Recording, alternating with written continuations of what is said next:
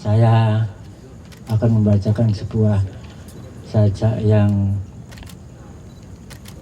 saya kira akan membawa kita kepada kehidupan yang ada di sekitar kita. Judulnya adalah kemerdekaan.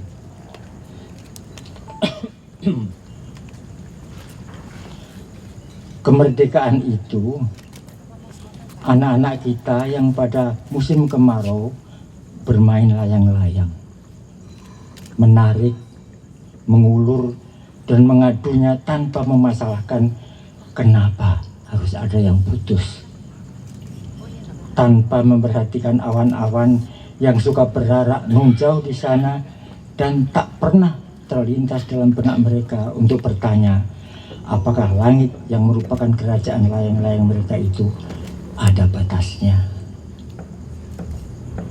Kemerdekaan itu ibu guru yang mengajarkan cara mengatur bunyi dan huruf menjadi kata, merangkainya menjadi bahasa dan rumus matematika untuk kemudian mengajak anak-anak bergabung dalam paduan suara yang menyanyikan lagu-lagu yang menyatukan masa lampau, masa kini, dan masa datang, yang perlahan menyusup keluar ruang kelas dan meluap ke jalan yang lurus, jalan yang silang menyilang, yang konon tak pernah ada ujungnya.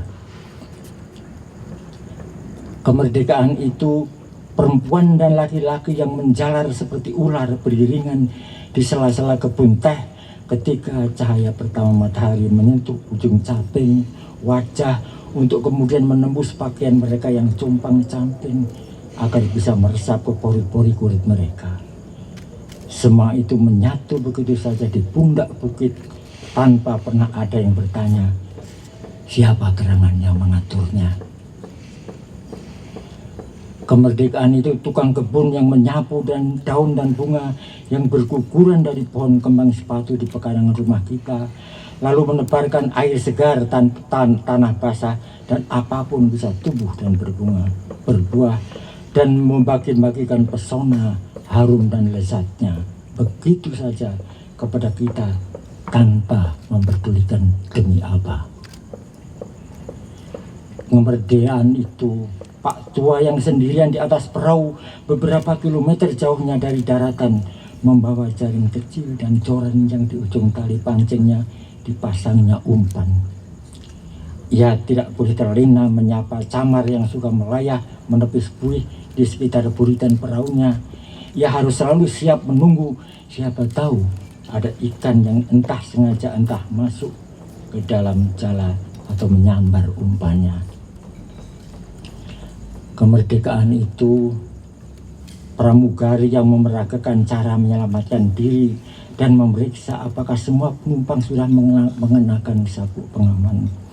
Lalu buru-buru duduk ketika terdengar perintah dari kokpit agar bersiap-siap sebab pesawat segera akan tinggal landas. Ia sudah sangat terlatih untuk itu. Kemerdekaan itu segerombol orang muda bersepatu. Beberapa di antaranya mulai melonggarkan dasi sambil menenteng tas.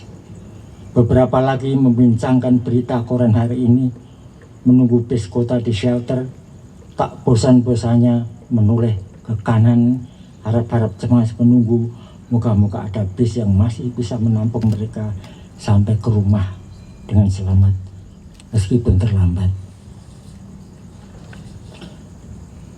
Kemerdekaan itu sepasang oma opa yang duduk di depan televisi menyaksikan gosip selebriti, wawancara dengan pejabat, beruntuk banjir, topan, gempa, kebakaran hutan, kecelakaan pesawat terbang, dan begitu banyak iklan. Semuanya tak tertampung lagi dalam memori yang begitu terbatas.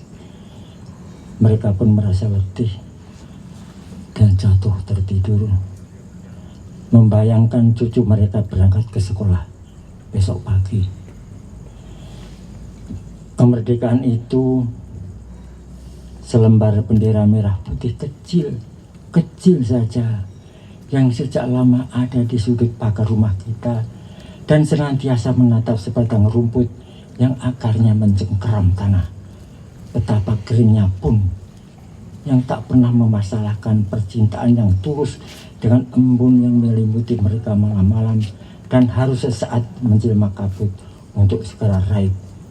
Tak pernah dipersoalkannya mengapa ia di sana menyayangi rumput yang merasa bahwa tugasnya hanya tumbuh, tak soal apapun musimnya. Kemerdekaan itu segala-galanya. Terima kasih.